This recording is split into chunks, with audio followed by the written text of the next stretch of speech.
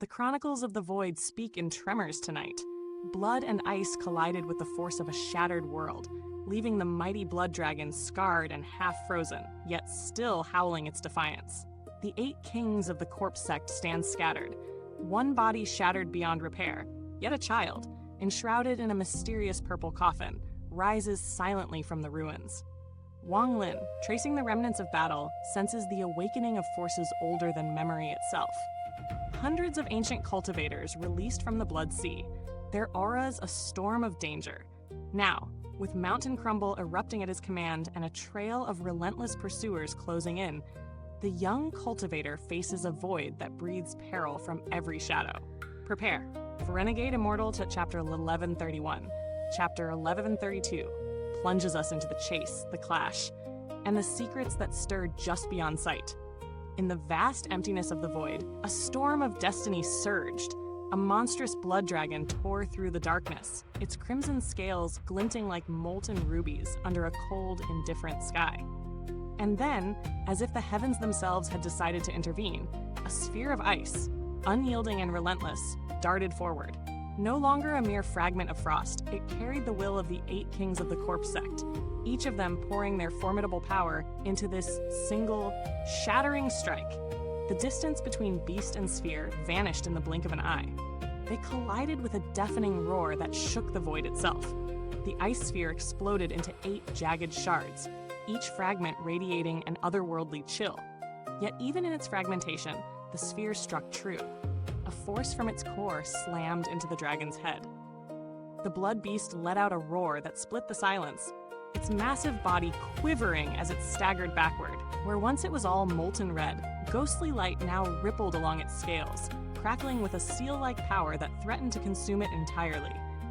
With agonized fury, it tore through the void, retreating with speed that belied its grievous injuries. From the melting shards of ice emerged the 8 kings. Their forms wavered, ghostly and fragile, but the 7th shard betrayed them. A deep fissure split the forehead of the middle-aged king, racing across his body like lightning. In an instant, his corporeal form collapsed, releasing a spectral energy that took on human shape. Silent and cold, the spirit observed the remaining 7. This body could not withstand such power, the spirit whispered, a chill in its voice. Before the others could respond, an elder among them summoned a fracture in the void itself. A storage space cracked open, releasing a purple coffin etched with intricate carvings. The cold apparition drifted into the coffin, and moments later, a young boy, no more than 7 or 8, stirred within. He rose, stretching, and gave a small nod to the 7 gathered cultivators beside him. "Chase!" the elder commanded, his voice sharp and unyielding. Like streaks of divine light, the 8 warriors launched themselves into pursuit of the blood dragon, leaving the void trembling in their wake. Meanwhile, Wang Lin pursued the blood ripples, his senses attuned to the echoes of battle. When he arrived, only devastation remained. Traces of raw, unleashed power carved into the void's fabric, evidence of a ferocious struggle. He did not linger. As he changed course, a tremor erupted beneath him. A pulse, subtle yet insistent. His memory flared, the same sensation when Tuo Sen had emerged from the Blood Sea long ago. The vibration faded, but 100 malevolent auras erupted in its place, icy and suffocating. Wang Lin's scalp tingled. Without hesitation, he fled. 3 streaks of red light pierced the void, homing in on him with lethal precision. Ancient cultivators, their might long forgotten by the world. 2 at the early stage of Nirvana Cleanser, 1 at the peak, teetering on the brink of Nirvana Shatterer. Wang Lin's hand dove into his storage, retrieving a yellow talisman. He pressed it to his chest, and a whirlwind of energy enveloped him, erasing his presence from sight. Distance grew between him and his pursuers, yet dread tightened around his heart. The awakening of these ancient powers was no coincidence. It was linked to Tuo Sen. His mind raced. Hundreds of possibilities collided as his divine sense probed the void.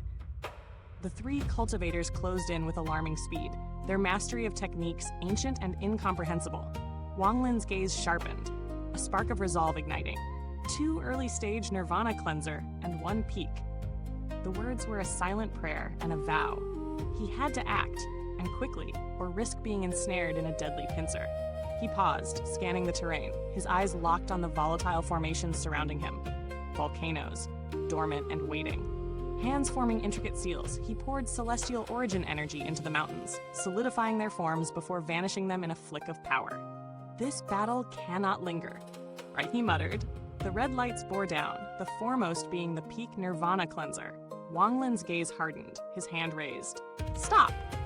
Law itself seemed to answer his command. Invisible threads erupted from nothingness, binding the peak cultivator mid-stride. Pain recoiled in Wang Lin's body, but he suppressed it, forcing his retreat as the enemy faltered. The two early-stage cultivators continued their assault, closing the gap. Wang Lin's hand flew again, forming another seal. Mountain! Volcanoes erupted beneath their feet, the air trembling with destructive energy. The ground itself obeyed his command, striking with precision. The two men coughed blood, staggered, and struggled to maintain balance. Seizing the opportunity, Wang Lin surged forward, transforming into a streak of light. His fingers became twin blades, and he drove them into the brow of one wounded cultivator.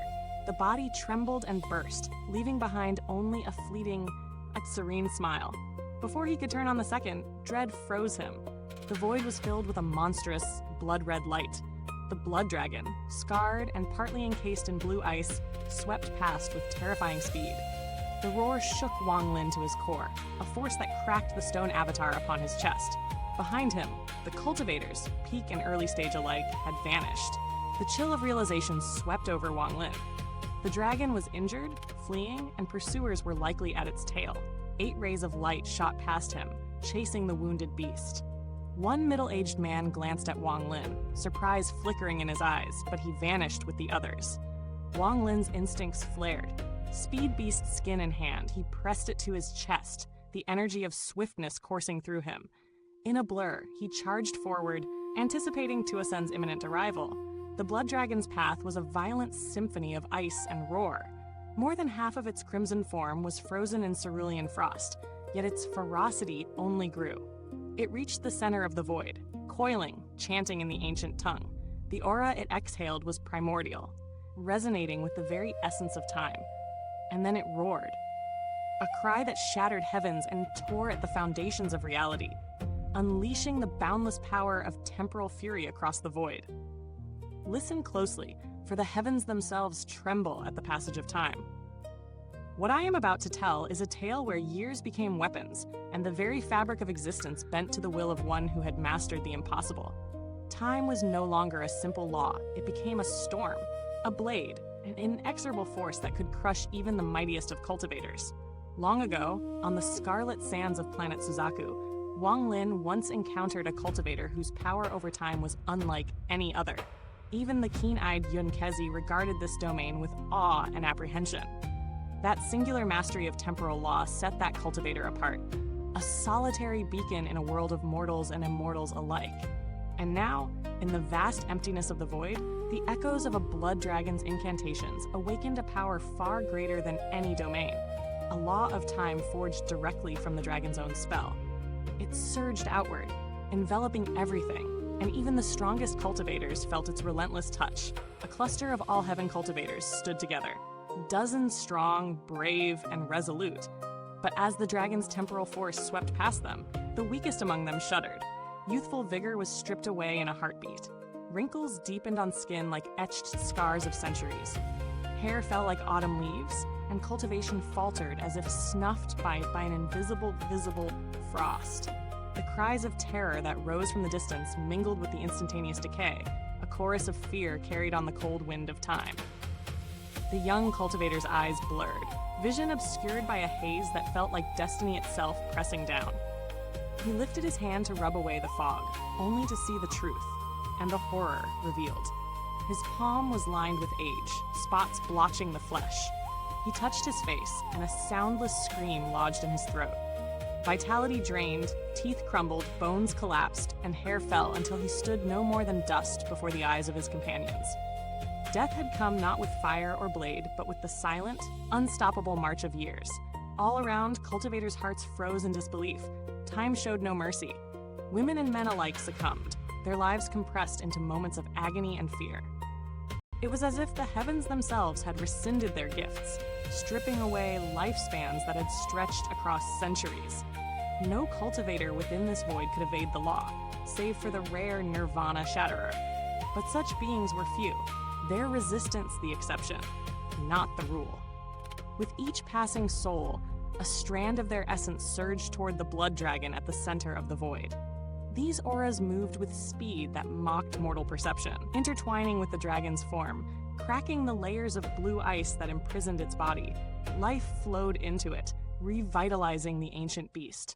Around this cosmic center, the 8 kings of the Corpse Sect approached without hesitation, their path untouched by the ravages of time. From another direction, Master Flamespark followed the old man in black, each step measured, precise.